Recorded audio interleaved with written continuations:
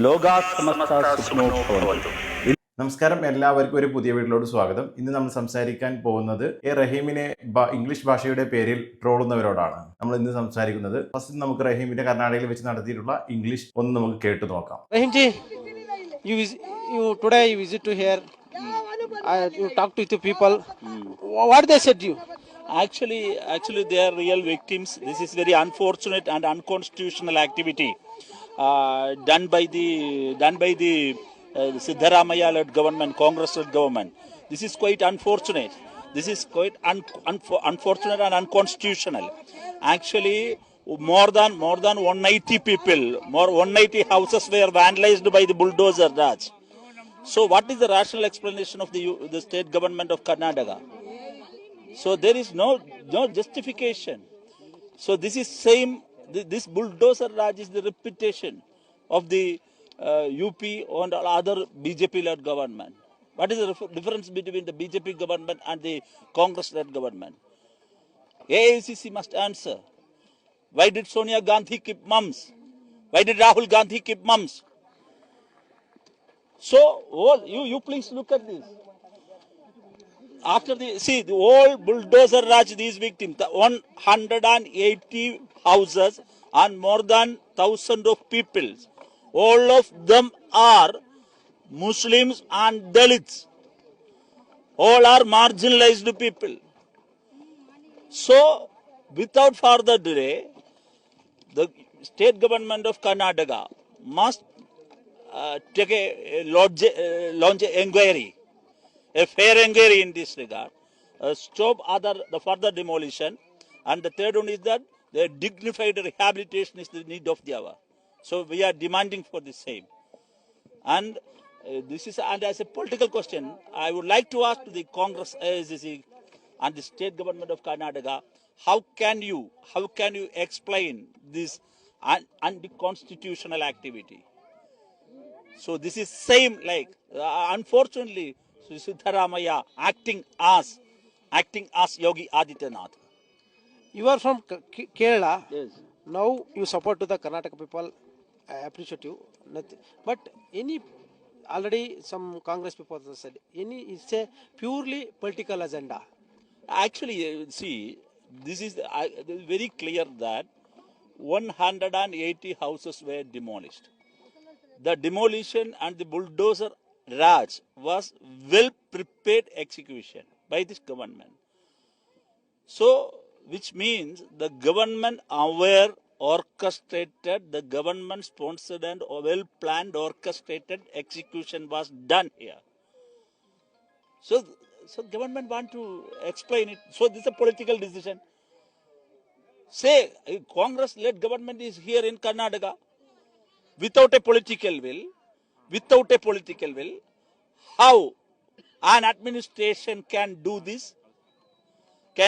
So this is a political will, the political agenda. There's a political decision was done by the Congress-led government, Siddharamaya government. They decided by political, and the administration has executed by their mechanism. So 180 people. Where is the rehabilitation? Where is the minister? No one come here and meet these victims here.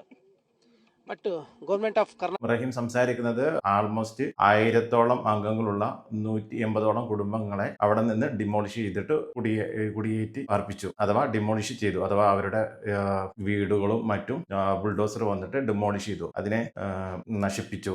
Demolish means like അതിനെ തകർത്തു എന്നാണ് പറയുന്നത്.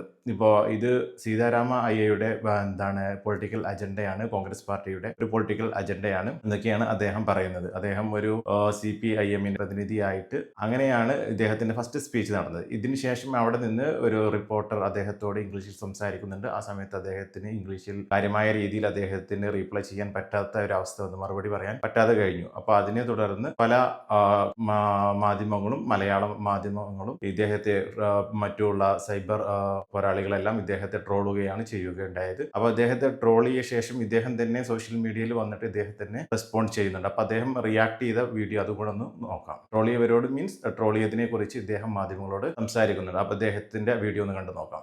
എനിക്ക് ഭാഷാപരമായി പരിമിതികളുള്ള ആളാണ് ഞാൻ ഭാഷാപരമായി മെച്ചപ്പെടുത്തേണ്ട ആളാണ്, അത് ഞാൻ തിരിച്ചറിയുന്ന ആളാണ്. എൻ്റെ ഭാഷയുടെ പരിമിതി എൻ്റെ പ്രവർത്തനങ്ങളെ ബാധിക്കരുത് എന്ന് ഉറച്ച് വിശ്വസിക്കുന്ന ഒരാളാണ് ഞാൻ. എൻ്റെ ഭാഷാപരമായ പരിമിതിയെ, ഇംഗ്ലീഷിലെ പരിമിതിയെ ഊന്നിക്കൊണ്ട് ട്രോളുന്നവരോട് എനിക്ക് ഒരു വിരോധമില്ല. ഞാനത് മെച്ചപ്പെടുത്താൻ ഇനിയും ശ്രമിക്കും എന്നാണ് എനിക്ക് അവർക്കുൾപ്പെടെ കൊടുക്കാനുള്ള ഉറപ്പ്. പക്ഷേ ഒരു കാര്യം, ഭാഷയല്ലല്ലോ കാര്യങ്ങൾ നിശ്ചയിക്കുന്നത്. അതാണ് നമ്മുടെ രാജ്യത്ത് കാണുന്നത്. അപ്പം ഞാൻ എൻ്റെ ഭാഷ മെച്ചപ്പെടുന്നതുവരെ കാത്തിരുന്നെങ്കിൽ എനിക്ക് ഹരിയാനയിലെ നൂഹിലേക്ക് എനിക്ക് എത്തിച്ചേരാൻ കഴിയില്ലായിരുന്നു. എന്നോട് എൻ്റെ പാർട്ടി മണിപ്പൂരിലേക്ക് പോകാൻ പറയുമ്പോൾ മണിപ്പൂരിലെ ജനങ്ങളുടെ അരികിലേക്ക് പോകാൻ ഞാൻ ഭാഷ മെച്ചപ്പെടുത്തിയിട്ട് പോകാം എന്ന് കരുതി ഇരിക്കാൻ കഴിയില്ലല്ലോ. ഈ വാർത്ത അറിഞ്ഞുടനെ തന്നെ ഡിവൈഎഫ്ഐയുടെ സെൻട്രൽ കമ്മിറ്റി തീരുമാനിച്ച് പെട്ടെന്ന് അങ്ങോട്ടേക്ക് പോകണമെന്ന് ഞങ്ങൾ കൂടിയാലോചിച്ചപ്പോൾ എൻ്റെ ഭാഷ മെച്ചപ്പെടുത്തിയിട്ട് പോകാൻ മാത്രമേ എനിക്ക് കഴിയില്ലല്ലോ. അതുകൊണ്ട് സുഹൃത്തുക്കൾ, ആ പരിമിതി മനസ്സിലാക്കണം. ഞാൻ ചെന്നപ്പോൾ ഭാഷ അറിഞ്ഞുടെങ്കിലും അവരുടെ വിഷമത്തിൻ്റെയും സങ്കടത്തിൻ്റെയും ഭാഷ മനസ്സിലാക്കാൻ എനിക്ക് പ്രയാസം ഉണ്ടായിരുന്നില്ല. എൻ്റെ ഭാഷ മനസ്സിലാക്കാൻ അവർക്കും പ്രയാസം ഉണ്ടായിരുന്നില്ല. ഇംഗ്ലീഷൊന്നും അറിയാത്ത മനുഷ്യരാണ് അവർ. കന്നഡയിലോ ഇല്ലെങ്കിൽ വളരെ അവരുടെ റീജിയണൽ ലാംഗ്വേജ്, പ്രാദേശിക ഭാഷകളിലൊക്കെ സംസാരിക്കുന്ന എല്ലാ മനുഷ്യരുടെ മുമ്പിൽ അവർ ചിലരോട് പറഞ്ഞു, ആദ്യമായിട്ടാണ് അവർ ഒരു MP അടുത്ത് കാണുന്നതെന്ന് പറഞ്ഞു. അപ്പോൾ ഇന്ത്യയിൽ ജീവിക്കുന്ന ഒരുപടി മനുഷ്യർ, ചേരികളിൽ കിടക്കുന്നവർ, ഖവാലികൾ, പാട്ടുപാടി ജീവിക്കുന്നവർ, ചിലരോട് ഞാൻ ചോദിച്ചു എന്താ നിങ്ങളുടെ ജോലി എന്ന് ചോദിച്ചപ്പോൾ ചില അമ്മമാർ പറഞ്ഞു ഭിക്ഷ എടുക്കലാണ് ജോലി എന്ന് പറഞ്ഞു. അപ്പോൾ അങ്ങനെ ഭിക്ഷ എടുത്തൊക്കെ അവർ ഉണ്ടാക്കിയെടുത്ത, എത്ര നാളുകൊണ്ടായിരിക്കും ഭിക്ഷ എടുത്ത ഒരാൾ അതുപോലൊരു ചെറിയ വീട് പണിയുക. ആ വീടാണ് എന്നെ ട്രോളുന്നവരുടെ സർക്കാർ പോയിട്ട് ഇടിച്ചു നിരത്തിയത്. എനിക്കൊരു കാര്യം കൂടി ഓർമ്മപ്പെടുത്താനുള്ളത്, അത് അങ്ങനെ അങ്ങോട്ട് എക്സ്പോസ് ചെയ്യപ്പെട്ടിട്ടില്ല എന്ന് എനിക്ക് തോന്നുന്നു. അതുകൂടി ഇതറിഞ്ഞ് ചർച്ച ചെയ്യപ്പെടണം. ഇതിൻ്റെ ലാൻഡിൻ്റെ വാല്യൂ എത്രയായിരിക്കും എന്ന് എനിക്കറിയാമോ? ഇന്ത്യയിലെ ഏറ്റവും പ്രധാനപ്പെട്ട എയർപോർട്ടായ ബാംഗ്ലൂർ എയർപോർട്ടിൽ നിന്ന് 1/2 മണിക്കൂർ യാത്ര ചെയ്താൽ എത്താവുന്ന സ്ഥലത്താണ് ഈ ബുൾഡോസറായി നടത്തിയത്. അപ്പോൾ ഈ മനുഷ്യരെ കുടിയൊഴിപ്പിച്ച് പിടിച്ചെടുത്ത ലാൻഡ് അതിൻ്റെ പിറകിൽ ആരായിരിക്കും? എത്ര വലിയ ശക്തികളായിരിക്കും? 2 കോളനികൾ ഒരുക്കേണ്ട സ്ക്വയർ ഫീറ്റിന് വിലയുള്ള ബാംഗ്ലൂർ നഗരത്തിൽ ഈ വലിയ നരവേട്ട് നടത്തി മുസ്ലിം ദളിത് വിഭാഗങ്ങളെ ബുൾഡോസറായി നടത്തി അറ്റാക്ക് ചെയ്ത് മാർജിനലൈസ്ഡായ മനുഷ്യർക്ക് വേണ്ടി സംസാരിക്കാൻ, അവരെ കാണാൻ, അവരെ കേൾക്കാൻ പോകുന്നതിനിടയിൽ എൻ്റെ ഭാഷയെ മെച്ചപ്പെടുത്തി എല്ലാം ശരിയാക്കിയിട്ട് ഇതിനു വേണ്ടി ഇറങ്ങാൻ കഴിയില്ലല്ലോ. പക്ഷെ എന്തായാലും വന്ന കടുത്ത ട്രോളുകളെ പൂർണ്ണമായും ഞാനതിന് ഒരു വിരോധമില്ല. തീർച്ചയായും ഈ കല്ലേറുകൾ എൻ്റെ ഭാഷയെ മെച്ചപ്പെടുത്താൻ എന്നെ കൂടുതൽ വ്യക്തിപരമായി പ്രാപ്തനാക്കും.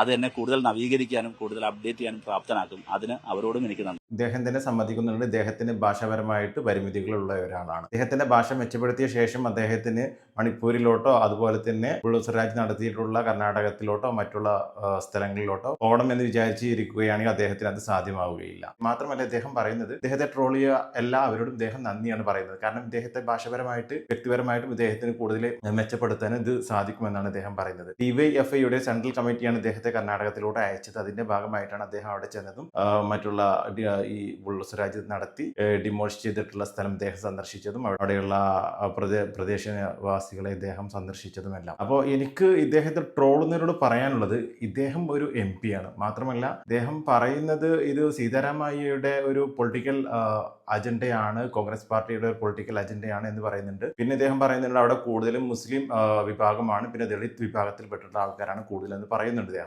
ഇത് പിന്നീട് ഇദ്ദേഹം പറയുന്നുണ്ട് ഇദ്ദേഹത്തിന് ഭാഷയുടെ ഒരു ആവശ്യമില്ല, ഇദ്ദേഹത്തിന് ഒരു ഇമോഷണൽ കണക്ഷനാണ് അവിടെ ഉണ്ടായത്. അവിടെ ഉള്ള കൂടുതൽ ആൾക്കാരും ഭിക്ഷാടനം നടത്തിയിട്ടും മറ്റുള്ള ചെറിയ തൊഴിലൊക്കെ ചെയ്തിട്ട് ജീവിക്കുന്ന ആൾക്കാരാണ്. അപ്പോൾ അവരുടെ സങ്കടങ്ങൾ മനസ്സിലാക്കാനും മറ്റുള്ളതിനും ഇദ്ദേഹത്തിന് ഒരു ഭാഷയുടെ ആവശ്യമില്ല എന്നാണ് ഇദ്ദേഹം പറയുന്നത്. ഇദ്ദേഹം എന്താണ് പറഞ്ഞതെന്നും അവരെന്താണ് പറഞ്ഞതും ഇദ്ദേഹത്തിന് വളരെ വ്യക്തമായി മനസ്സിലായിട്ടുണ്ടെന്നും ഇദ്ദേഹം പറയുന്നുണ്ട്. ട്രോളുന്നവരോടാണ് എനിക്ക് പറയാനുള്ളത്, ഒരുപക്ഷെ സംടൈംസ് ഈ ട്രോളുന്നവന്മാർക്ക് പോലും പലപ്പോഴും ഹിന്ദി ഭാഷ നല്ലപോലെ എഴുതാനോ വായിക്കാനോ അറിയാത്ത ആൾക്കാരായിരിക്കും വന്നിട്ട് ട്രോളുന്നവർ. അതുപോലെ തന്നെ നല്ലവണ്ണം ഇംഗ്ലീഷ് വായിക്കാനോ എഴുതാനോ സംസാരിക്കാനോ അറിയാത്ത ആൾക്കാർ വന്നിട്ടായിരിക്കും ഈ ട്രോളുന്നതും ഈ വീഡിയോ ഉണ്ടാക്കുന്നതും അതുപോലെ തന്നെ കമന്റ് എഴുതുന്നത്. അതുപോലെ തന്നെ എല്ലാ മന്ത്രിമാരും മറ്റുള്ള സംസ്ഥാനങ്ങളിൽ ചെന്ന് കഴിഞ്ഞാൽ അവരുടെ റീജിയണൽ ലാംഗ്വേജ് അവർക്ക് സംസാരിക്കാൻ ബുദ്ധിമുട്ടായിരിക്കും. എല്ലാവരും നമ്മളെ പോലെ, ഫോർ എക്സാമ്പിൾ പറയുകയാണെങ്കിൽ കേരളത്തിലുള്ള ഒരു മന്ത്രി മറ്റു അന്യ സംസ്ഥാനങ്ങളിൽ ചെന്ന് കഴിഞ്ഞാൽ അവിടെ മലയാളം സംസാരിക്കാൻ സാധിക്കില്ല. അവിടെ കർണാടക ആയിരിക്കും, തമിഴായിരിക്കും. അല്ലെങ്കിൽ നോർത്ത് സൈഡിലോട്ട് പോയി കഴിഞ്ഞാൽ അവിടെയൊക്കെ പല ഗുജറാത്ത് ഉണ്ട്, അതുപോലെ തന്നെ കന്നഡ, ഹൈദരാബാദ്, തെലുങ്ക് രാജസ്ഥാൻ എല്ലാ പല പല ഭാഷകളുള്ള പല സംസ്ഥാനങ്ങളാണ്, അതൊന്നും ആർക്കും പറഞ്ഞു തരേണ്ട ആവശ്യമില്ലല്ലോ. അപ്പൊ അങ്ങനെ പല ഭാഷകൾ സംസാരിക്കുന്നവർക്ക് റീജിയണൽ ലാംഗ്വേജിൽ നമുക്ക് കമ്മ്യൂണിക്കേറ്റ് ചെയ്യാൻ, ആശയവിനിമയം നടത്താൻ പലപ്പോഴും സാധിക്കാതെ വരും. അപ്പൊ നമുക്ക് ഏറ്റവും ആൾട്ടർനേറ്റീവ് ആയിട്ട് നമുക്ക് ഉപയോഗിക്കാൻ പറ്റുന്നത് ഇംഗ്ലീഷാണ്. നമുക്ക് അവിടെ ഉപയോഗിക്കാൻ പറ്റുമെന്ന് പറഞ്ഞു കഴിഞ്ഞാൽ നമ്മുടെ മാതൃഭാഷയായിട്ടുള്ള ഹിന്ദിയാണ്.